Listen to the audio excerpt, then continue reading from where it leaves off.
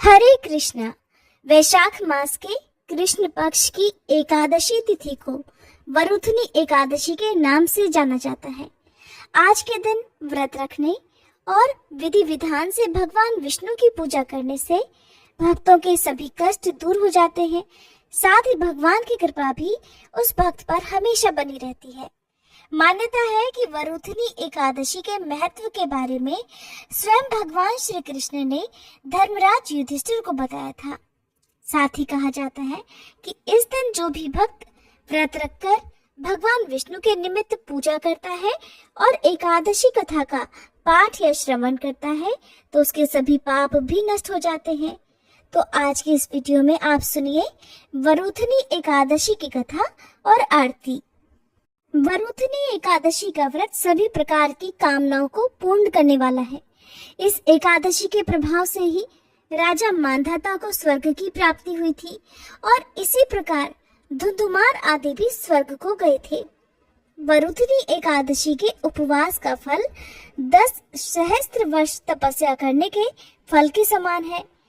कुरुक्षेत्र में सूर्य ग्रहण के समय जो फल एक बार स्वर्ण दान करने से मिलता है, वही फल वरुथनी एकादशी का उपवास करने से बड़ी आसानी से मिल जाता है। इस व्रत से प्राणी इस लोक और परलोक दोनों में सुख प्राप्त करते हैं और अंत में स्वर्ग के भागी बनते हैं।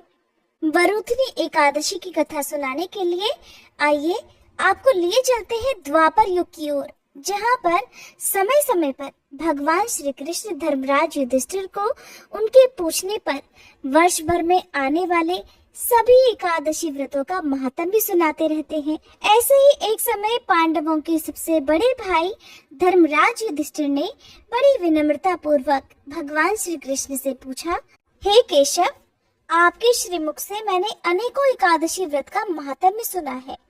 आने वाली वैशाख मास के कृष्ण पक्ष की एकादशी का नाम वरुथनी एकादशी है, इस बात को तो मैं जानता हूँ। अब आप कृपा कर मुझे इस एकादशी का महात्म्य भी सुनाने की कृपा करें।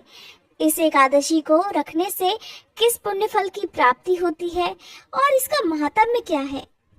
तब भगवान श्री कृष्ण ने मुस्कुराते हुए धर्मराज युधिष्ठिर के पूछे गए प्रश्न का उत्तर इस प्रकार दिया, हे धर्मराज, ये एकादशी इतनी विशेष एकादशी तिथि है जिसका पालन करने से इस जन्म और अगले जन्म में भी सौभाग्य की प्राप्ति होती है। इस एकादशी व्रत का पालन करने से व्यक्ति इस जन्म में सभी सुखों को भोगकर अंत में जीवन और मरण के चक्र से हमेशा हमेशा के लिए मुक्त हो जाता है, अर्थात उसे मोक्ष मिल जाता है और भगवान श्री हरि के धाम वैकुंठ लोक में वह निवास पाता है। प्राचीन समय की बात है, नर्मदा नदी के किनारे एक राज्य था जिस पर मांधाता नामक राजा राज्य किया करते थे। राजा बहुत ही पुण्यात्मा थे और अपनी दानशीलता के लिए वे बहुत दूर दूर तक प्रसिद्ध थे। वे तपस्वी भी थे और भगवान विष्णु के उपासक भी थे। एक बार राजा जंगल में तपस्या करने के लिए चले गए और एक विशाल वृक्ष के नीचे अपना आसन लगाकर उन्होंने कठिन तपस्या आरंभ कर दी। अभी वे तपस्या में लीन ही थे कि एक जंगली भालू ने उन पर हमला कर दिया और वह उनके पैर को चबाने लगा। लेकिन राजा मांधाता तपस्या में ही लीन रहे और भालू उन्हें घसीटकर ले जाने लगा। तो ऐसे में राजा को घबराहट होने लगी। उन्हें अत्यंत पीड़ा हो रही थी, लेकिन उन्होंने तपस्वी धर्म का पालन करते हुए बिल्कुल भी क्रोध नहीं किया और भगवान विष्णु से ही इस संकट से उबारने की प्रार्थना की। भगवान अपने भक्त पर संकट भला कैसे देख सकते हैं। अपने भक्त की करुण पुकार सुनकर भगवान विष्णु वहां तुरंत ही प्रकट हुए और भालू को अपने सुदर्शन चक्र से मार गिराया। लेकिन तब तक भालू राजा के पैर को लगभग पूरा चबा चुका था। राजा बहुत दुखी थे, बहुत पीड़ा में थे। भगवान विष्णु ने कहा, वत्स, विचलित होने की आवश्यकता नहीं है। वैशाख मास के कृष्ण पक्ष की एकादशी, जो कि वरुथनी एकादशी है, आने ही वाली है। उस दिन तुम मेरे वराह रूप की पूजा करना। व्रत के प्रताप से तुम पुनः संपूर्ण अंगों वाले हष्ट पुष्ट हो जाओगे। भालू ने तुम्हारे साथ जो कुछ भी किया, हे राजन, वह तुम्हारे पूर्व जन्म के पाप का ही फल था, और इस एकादशी के व्रत से तुम्हें सभी पापों से भी मुक्ति मिल जाएगी। ऐसा कहकर भगवान विष्णु अंतर्ध्यान हो गए। तब भगवान की आज्ञा मानकर राजा मांधाता ने वैसा ही किया, और व्रत का पारण करते ही उन्हें जैसे नव जीवन मिल गया हो। वे फिर से हष्टपुष्ट हो गए, उनके सभी अंग पहले की तरह सुंदर हो गए। अब तो राजा के मन में भगवान विष्णु के प्रति श्रद्धा और भक्ति और अधिक बढ़ गई, और वे पहले से भी अधिक दान पुण्य के कर्म करने लगे। इस प्रकार से वरुथनी एकादशी व्रत के प्रभाव से वह राजा मांधाता सभी सुख भोगकर अंत में वैकुंठ लोक को चले गए। ये थी वरुथनी एकादशी यानी कि वरुथनी ग्यारस की कथा। अब सुनिए ग्यारस माता की आरती। ओम जय एकादशी माता, मैया जय एकादशी माता, विष्णु पूजा व्रत को धारण कर शक्ति मुक्ति पाता। ओम जय एकादशी माता, तेरे नाम गिनाऊं देवी, भक्ति प्रदान करनी, गण गौरव की देनी, माता शास्त्रों में वरनी।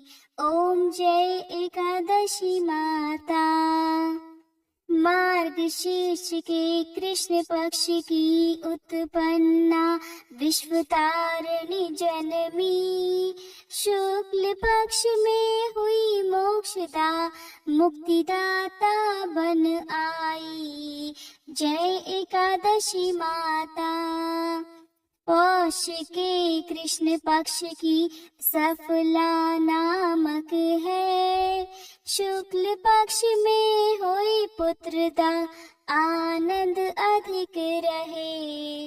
ओम जय एकादशी माता, नाम षट तिला माघ मास में कृष्ण पक्ष आवे, शुक्ल पक्ष में जया कहावे, विजय सदा पावे।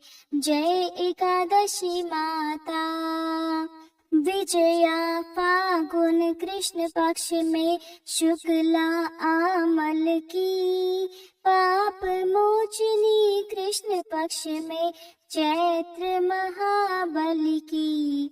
ओम जय एकादशी माता, चैत्र शुक्ल में नाम कामदा, धन देने वाली, नाम वरुथनी कृष्ण पक्ष में वैशाख महावाली। ओम जय एकादशी माता, शुक्ल पक्ष में होए मोहनी, अपराजेष्ठ कृष्ण पक्षी, नाम निर्जला सब सुख करनी, शुक्ल पक्ष रखी। जय एकादशी माता, योगिनी नाम आषाढ़ में जानो, कृष्ण पक्ष करनी, देव शयनी नाम कहायो, शुक्ल पक्ष धरनी। जय एकादशी माता, कामिका श्रावण मास में आवे, कृष्ण पक्ष कहिए, श्रावण शुक्ला होए पवित्रा, आनंद से रहिए। जय एकादशी माता, अजा भाद्रपद कृष्ण पक्ष की परिवर्तन शुक्ला, इंद्र आश्विन कृष्ण पक्ष में व्रत से भव सागर निकला। जय एकादशी माता, पापांकुश है शुक्ल पक्ष में आप हरणहारी, रमा कार्तिक में आवे सुखदायक भारी। ओम जय एकादशी माता, देवोत्थान शुक्ल पक्ष की दुख नाशक मैया, पावन मास में करो विनती, पार करो नैया। ओम जय एकादशी माता। परमा कृष्ण पक्ष में होती, जन मंगल करनी, शुक्ल पक्ष में होए पद्मनी, दुख दारिद्र हरनी। ओम जय एकादशी माता। जो कोई आरती एकादशी की भक्ति सहित गावे, जन गुर्दिता स्वर्ग का वासा, निश्चय वह पावे। ओम जय एकादशी माता। मैया जय एकादशी माता। ओम जय एकादशी माता। ग्यारस माता की जय। उम्मीद है ये वीडियो आपको पसंद आई होगी।